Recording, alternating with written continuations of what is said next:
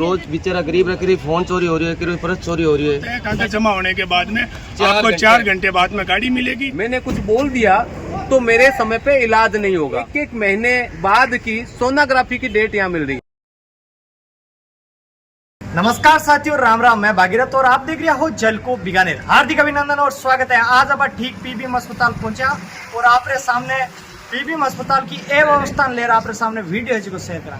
भाई साहब, समस्या लेकर बात करा तो क्या कुछ समस्या है जी के सामने आ रही है? रोडा कच्ची हो रही है, ट्रक आवे, सुबह भी एक ट्रक आटे पड़ गयो अंदर सिविल लाइन के बाद। सिविल लाइन सारी कमजोर हो रही है, दिखा गड्ढा है, रोजाना गड्ढा पड़ा है। अच्छा, सिविल लाइन में क्या पड़ी ट्रक? बिना रोड बनी है एक साइड में अब अंदर लोडिंग ट्रक गिट्टी और ले रहा है। ट्रक वाला ड्राइवर थोड़ी ध्यान हो रहा है कि भैया यहाँ दिक्कत हो रही है। मैं तो अंदर ले गया वही आवाज गड्ढा रोड के बीच में बीचों बीच गड्ढा पड़ जाए। रोड को निर्माण है जी को कितना दिन से चल रही हो? 10-12 दिन। अपने आप में एक बहुत महत्वपूर्ण सेवा है हमारे संभाग की। देखा जाए पूरे संभाग की पीबीएम बहुत एक महत्वपूर्ण सेवा है और यहाँ पूरे संभाग से गरीब तबके का आदमी जो होगा वो सरकारी हॉस्पिटल में आएगा और यहाँ पे अपने इलाज के लिए डॉक्टरों से निवेदन करेगा, जांचें करवाएगा, ऑपरेशन के लिए कहेगा। तो जो गरीब तबके का जो मरीज यहाँ आता है तो वो डॉक्टरों पे, प्रशासन पे निर्भर रहता है। उसको डर लगा रहता है कि चिकित्सा सिस्टम ऐसा है कि मैं बोल दिया तो मेरी जांच समय पे नहीं आएगी, मेरे बोल दिया तो डॉक्टर समय पे इलाज नहीं करेगा, मैंने कुछ बोल दिया तो मेरे समय पे इलाज नहीं होगा। आप जाके देखो कि एक महीने बाद की सोनोग्राफी की डेट यहाँ मिल रही है। मैं विस्तार से पूरा बताऊंगा। और मैंने देखा, देखो लोग आगे आना नहीं चाहते तो उनकी आवाज बन के मैं बोल रहा हूँ कि यहाँ पे कई इस पीबीएम से कई रोजगार भी लोग कमाते हैं, जैसे रेडी ठड़ी वाले हो गए, एम्बुलेंस वाले हो गए। तो इनमें पीबीएम के कुछ गिने चुने कर्मचारियों की भ्रष्टाचारी और आपस में साठगांठ से कुछ ही लोग जो उनके खास लोग हैं वो कमा रहे हैं और गरीब तक के जिसकी अधिकारियों से सेटिंग नहीं है वो लोग सिर्फ चुपचाप खड़े हैं कि उनको मालूम है नहीं तो बाहर कर दिया जाएगा।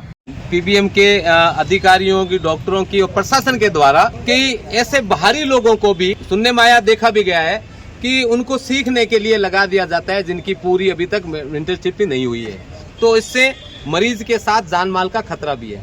ऐसे कई मुद्दे हैं। मैं अभी देखते हुए आया अधीक्षक रूम के बाहर जो हेरिटेज बिल्डिंग इस बीकानेर के राजघराने ने बनाई उसको तोड़ के एक सजाया बनाया जा रहा है। तो पीबीएम का जो प्रशासन है और प्राचार्य हैं वो खुले आम ऐसी कई अव्यवस्थाएं कर रहे हैं, उनके खिलाफ लोग बोल नहीं रहे क्योंकि जनता अपने इलाज में कोई हमारे साथ लापरवाही ना हो जाए, हमारा इलाज ना हो, ऐसे लोगों के डर बैठा हुआ है। तो मैं तो ये कहता चाहता हूँ कि अगर पीबीएम में कुछ भी गलत हो रहा है, समय पे इलाज नहीं हो रहा, दवाई नहीं मिल रही और किसी के अधिकारों का हनन हो रहा है तो जनता को बोलना चाहिए कि चिरंजीवी का जो एक काउंटर बना हुआ है वहाँ पे कभी नेट नहीं चलता और वहाँ लाइन लगी हुई है। मरीज का जब अंगूठा पूरा लगेगा और वो ऑनलाइन होगा, चिरंजीवी बना हुआ है, जब तक उसका ऑनलाइन सत्यापन नहीं होगा उसको दवाइयाँ नहीं मिलेगी। वो दवाइयों के लिए घूम चक्कर करता रहेगा लेकिन वो बोल नहीं सकता, उसको मालूम है मुझे मिलेगी। यहाँ पे पीबीएम अधीक्षक और इन कर्मचारियों की मिली भगत से लंबे समय से एक ही कंपनी को टेंडर दिया जा रहा है, ठीक है, और उनके कर्मचारी पूरे समय जागृत नहीं है, सतर्क नहीं है। यहाँ की व्यवस्था सब स्कैनिंग 2 बार हो चुकी है, पीबीएम के अंदर से हो चुकी है। पीबीएम में हमारी टीम भ्रमण कर रही है, व्यवस्थाओं की लिस्टिंग की जा रही है। अगर समय रहते हुए अधीक्षक के द्वारा और पर्चे के द्वारा मरीजों की अधिकारों पे सुनवाई नहीं की गई, इनकी समस्या बनेगी तो पीबीएम के बाहर जल्द ही धरना लगाया जाएगा जन समस्याओं को लेकर।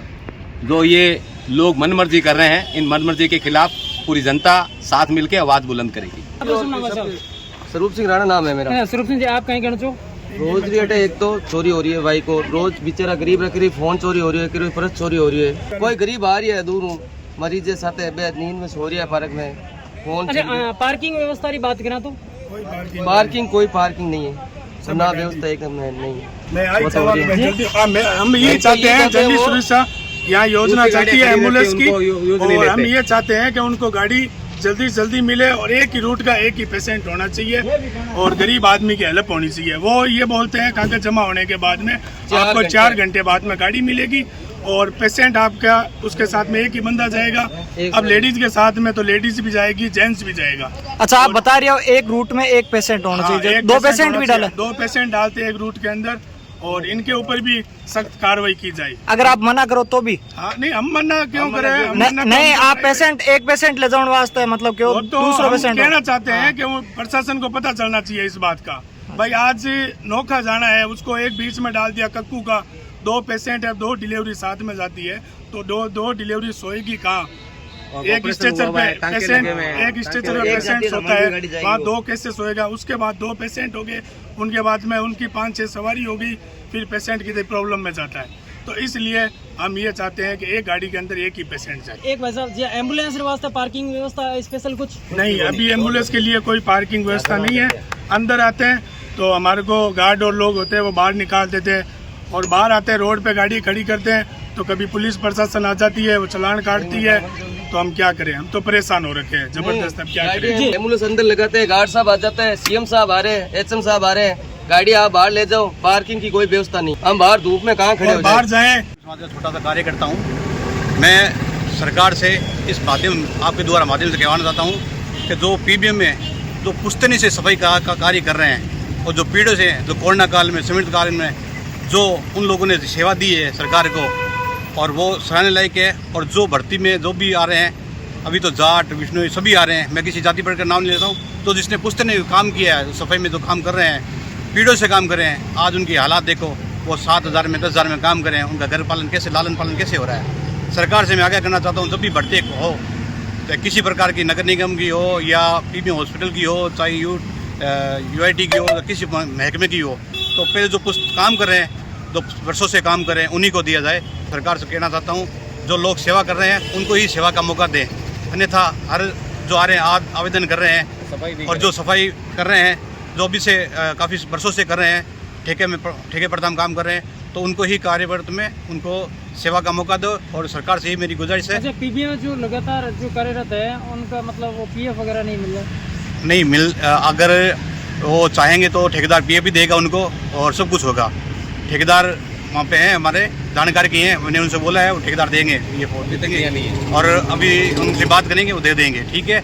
और जो बात करें तो पीएफ में देरी का कारण ऐसा है कि डॉक्यूमेंट वगैरह कुछ फर्क में आ सकता है, बाकी हो जाएगा। और मैं सुनील पारिक जी से मैं बात करूंगा इस विषय में, और जल्द ही इस काम का निपटारा करूंगा पीएफ विषय का। अच्छा, नर्सिंग स्टाफ और डॉक्टर टाइम पे मिलता है? वो तो सब एकदम एक्यूरेट मिलते हैं, वो तो 8 बजे आ जाते हैं यहाँ। वो तो भी हड़ताल चल रही है, नर्सिंग स्टाफ की हड़ताल चल रही है, वो तो बाकी कोई दिक्कत वाली, वो तो स्टाफ की तो कोई दिक्कत है नहीं, जांच टाइम पे मिल जाती है, जांच टाइम पे हो रही है, कोई दिक्कत नहीं। मेन समस्या है कि मेन से पानी खड्डा देखो सारा भरा पड़ा इधर साइड में, पेशेंट को ले जाते हैं एचवार से, जैसे ट्रॉमा सेंटर ले जाना होता है, हल्दीराम में ले जाना होता है, तो बहुत परेशानी कठिनाई होती है। बीच में दूरी की बात करें तो कितनी कम से कम मेरे हिसाब से 500 मीटर। तो साथियों, आप सामने पीबीएम अस्पताल रो वीडियो है जिसको शेयर करियो। आप वीडियो के बारे में के कुछ कहना कमेंट बॉक्स में आप राय जरूर लिखिए। धन्यवाद, जय हिंद, जय भारत।